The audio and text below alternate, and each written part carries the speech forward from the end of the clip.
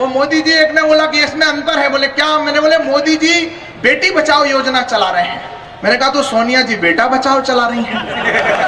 कोई उसमें जेएनयू में नारे लगे, मैं आपके पीछे तक के लोगों की चेतना को आवाज देता हूं। जेएनयू में नारे लगे कि हर घर से अफजल निकलेगा, हर घर से अफजल निकलेगा।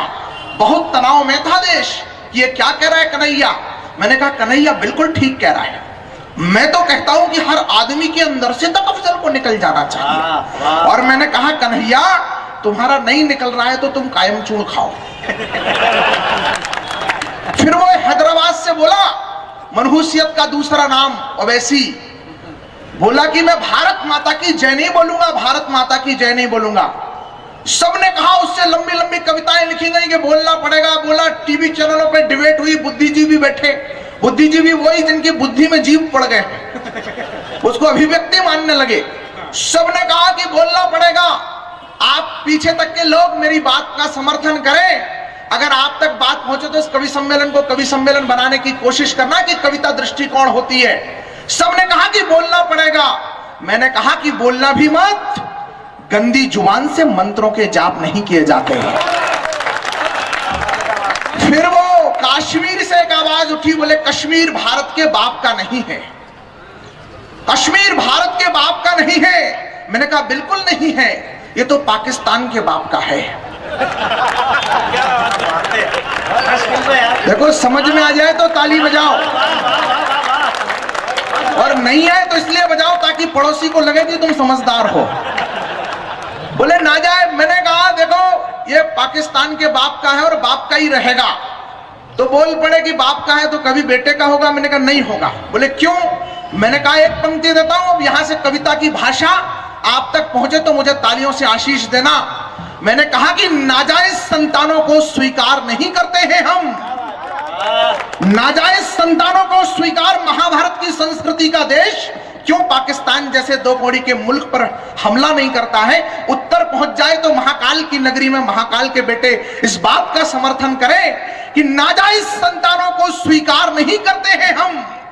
बात बराबर की ना हो तो वार नहीं करते हैं हम, बात बराबर की ना हो तो वार नहीं करते हैं हम।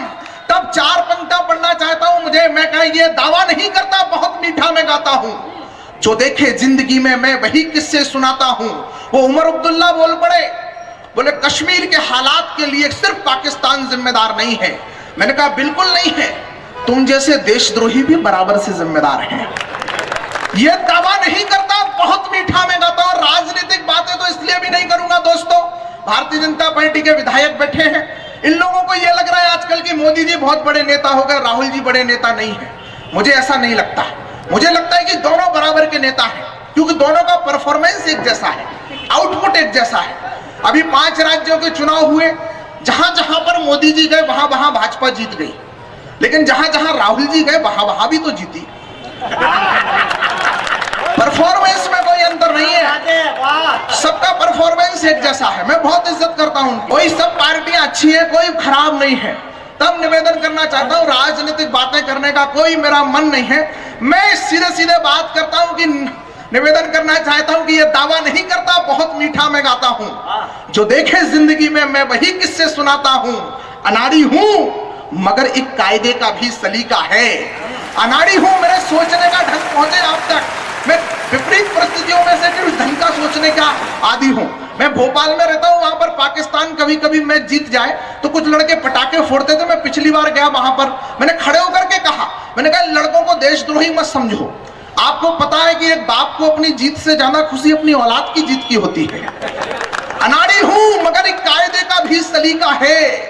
जहां सब छोड़ देते हैं वहीं से मैं उठाता हूं, जहां सब छोड़ देते हैं वहीं से मैं सुनाता हूं। और दोस्तों हमारे सामने समस्या सिर्फ इतनी सी है कि हमारा आदर्श कौन हो। तब 4 पंक्तियां निवेदन करना चाहता हूं। युवा शक्ति विराजमान है, कोई हकला वो नचैया हमारा आइकॉन नहीं है, हमारा आइडल नहीं है, हमारा आदर्श नहीं है।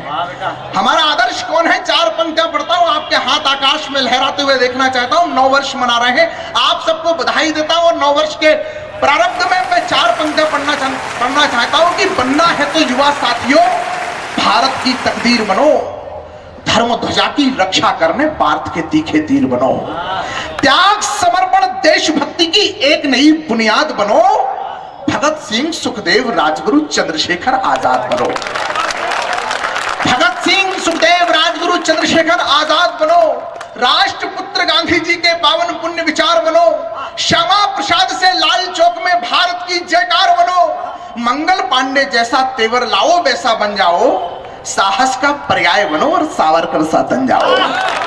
मैं सूरत में कविता पढ़ रहा था कि एक पत्रकार महोदय ने टोक दिया, बोले राष्ट्रपुत्र गांधी जी, हम तो उन्हें राष्ट्रपिता कहते हैं। मैंने कहा जिस भारत माता को राम, कृष्ण, गौतम, नानक, महावीर, विक्रमादित्य और ना जाने कितने बेटों ने अपनी मां मानकर के पूजा हो, उस देश में राष्ट्रपिता की अवधारणा नहीं रची जा सकती।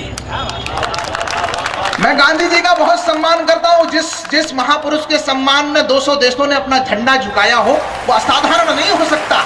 मैं पंक्ति निवेदन करना चाहता हूं कि मैं मान रहा हूं उस महासमर में गांधी की अगवानी थी, उनके पुण्य विचारों की भी ये दुनिया दीवानी थी, पर यह भी मानो उसके पीछे ताकत थी बलिदानों की, भगत सरीखे वीरों की और शेखर से हनुमानों की, जिसके साहस को देख फिरंगी बहुत अधिक डर जाते थे।